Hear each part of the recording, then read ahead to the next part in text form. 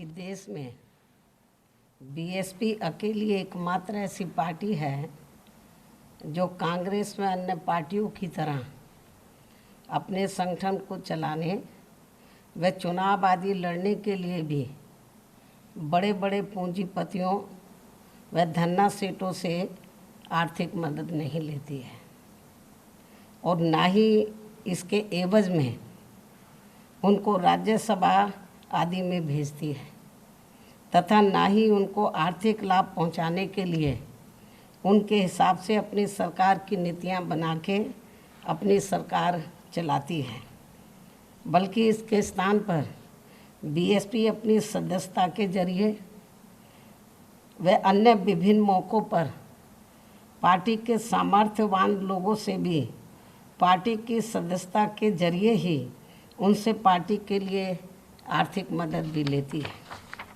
इतना ही नहीं बल्कि पार्टी के ऐसे लोगों से ही बीएसपी ने समय समय पर देश में कोरोना व बाढ़ पीड़ितों आदि जैसे अन्य और ज़रूरतमंद लोगों की भी विभिन्न रूपों में सीधा मदद भी करवाई है, ये सभी को मालूम है। लेकिन इससे खासकर कांग्रेस पार्टी के पेट में दर्द इसलिए हो रहा है क्योंकि पूरे देश में कांग्रेस पार्टी के बारे में यह बात सर्वविदित है कि कांग्रेस पार्टी अपनी आम जनसभाओं में व यहाँ तक अपनी चुनावी जनसभाओं में भी अपनी भीड़ जुटाने के लिए ज़्यादातर दिहाड़ी परी लोगों को लाती है।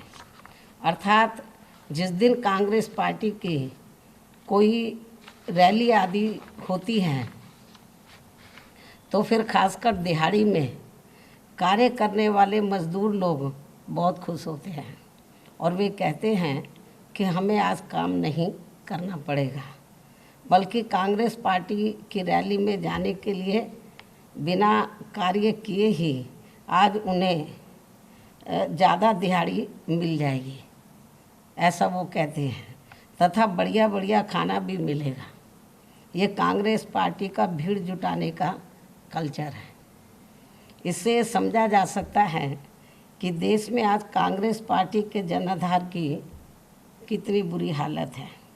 इसके साथ ही देश के किसी भी राज्य में जब विधानसभा का आम चुनाव होता है या देश में लोकसभा का भी आम चुनाव होता है तो तब इनको खासकर यूपी जैसे कमज़ोर राज्यों में आसानी से चुनाव लड़ाने के लिए उम्मीदवार तक भी नहीं मिलते हैं।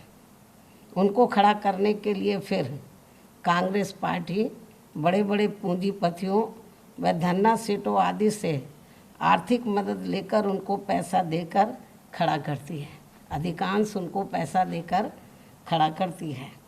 इसलिए अधिकांश इनके उम्मीदवारों को जीतने हारने से कोई लेना देना नहीं होता है, बल्कि वो तो ये मानकर चलते हैं कि अब हमारे घर का कुछ समय तक का खर्चा चल जाएगा, जो उनको चुनाव लड़ाने के लिए वो पैसा देते हैं। ये कांग्रेस पार्टी की दयनीय हालत नहीं है तो और क्या है। जबकि वहीं दूसरी तरफ बीएसपी ऐसा बिल्कुल भी नहीं करती है। अर्थात बीएसपी कांग्रेस की तरह पैसा देकर पार्टी के लोगों को चुनाव में टिकट नहीं देती है, बल्कि चुनाव पर खुद अपना पैसा लगाने वाले लोगों को ही अधिकांश टिकट देती है, जिनका पार्टी के जनाधार को बढ़ाने के लिए हर प्रकार से योगदान होता है।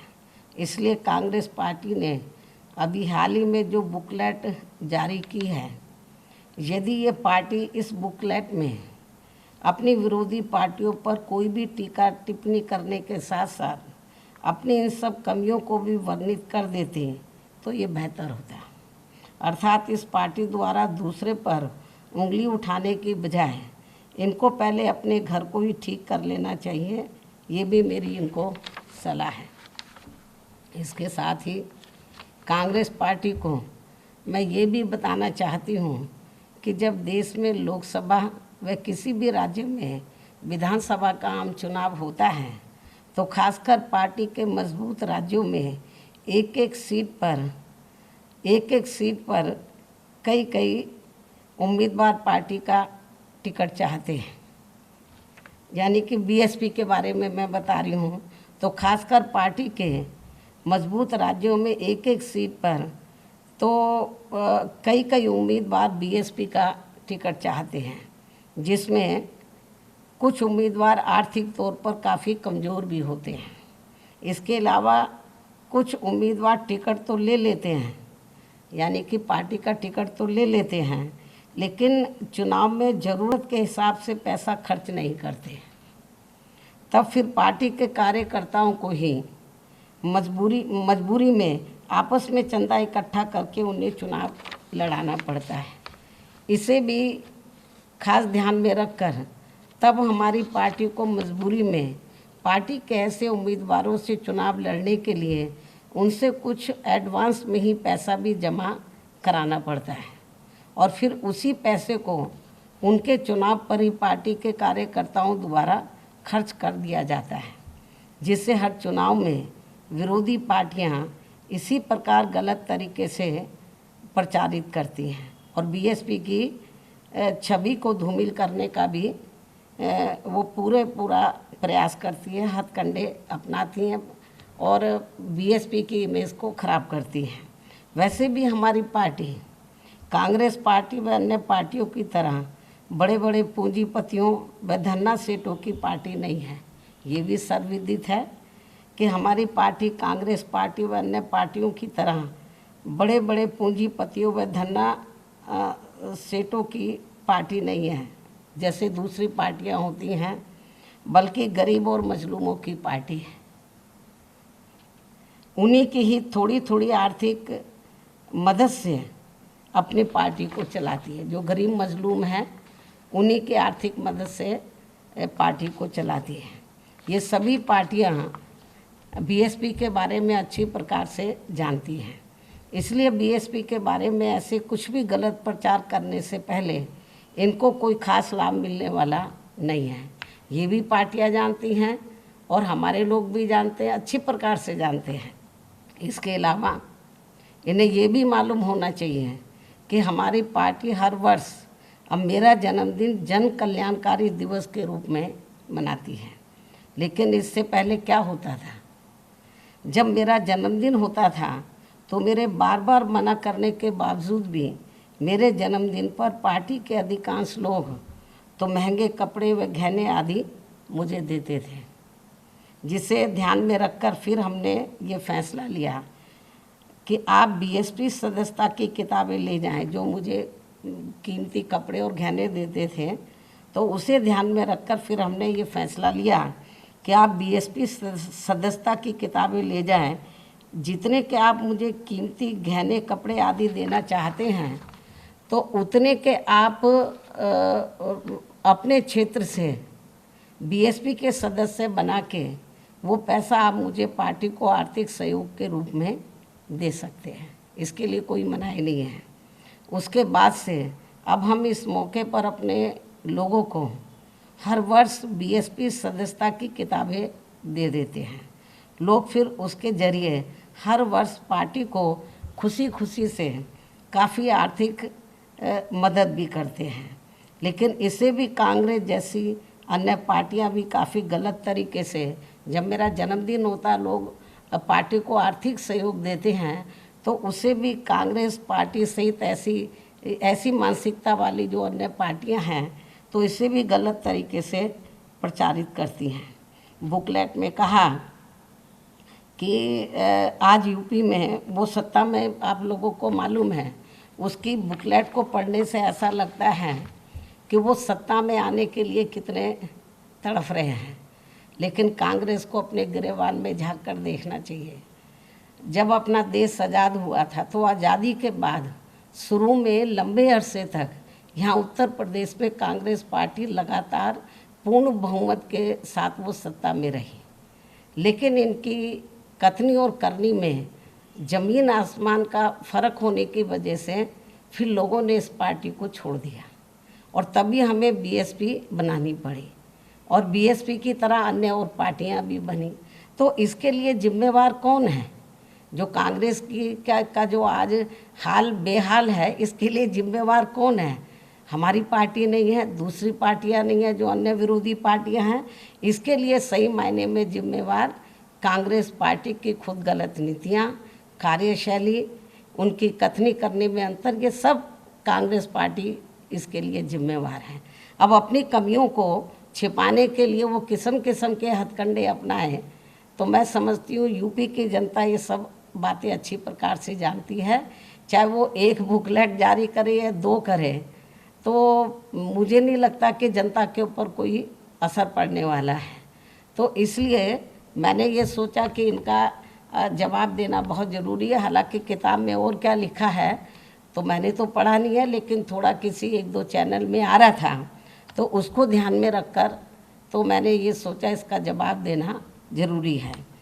इतना ही नहीं, बल्कि आज मैं किसी एक चैनल में हमारी पार्टी के जो राष्ट्रीय महासचिव व राज्यसभा सांसद हैं श्री SC मिश्र, उनका इंटरव्यू देख रही थी, जिसमें उनसे बार बार मेरा उत्तराधिकारी के बारे में पूछा जा रहा था कि आपकी बहन जी का उत्तराधिकारी कौन होगा।